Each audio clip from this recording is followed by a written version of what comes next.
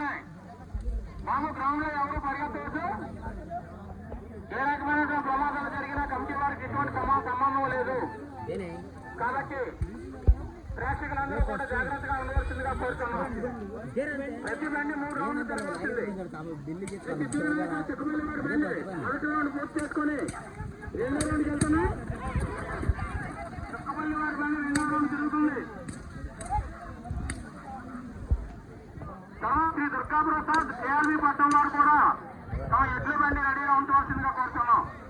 చెక్కుబల్లి వారి బండి 2వ రౌండ్ తిరుగుతుంది. ప్రేక్షకులు 50 మంది కూడా దూరంగా ఉండి వీక్షించవలసిందిగా కోరుతున్నాం.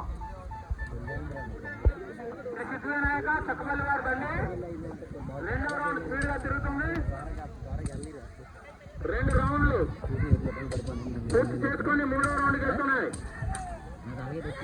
2 రౌండ్లు కూడా ఒకే రకంగా పరిగెత్తి 3rd రౌండ్కి వెళ్ళవచ్చు.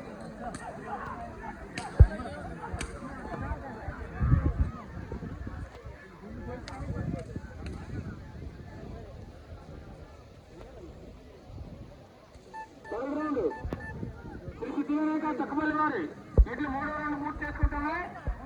నెక్స్ట్ శ్రీ దుర్గాప్రసాద్ కేఆర్బీ పట్టణం వారి బండి ఎట్లు రెడీ పెట్టండి. సిద్ధివినాయక చెక్కుబల్లి వారి బండి 3rd రౌండ్ పూర్తి చేసుకుంటుంది. 3 రౌండ్లు పూర్తి చేసుకుంటున్నాయి.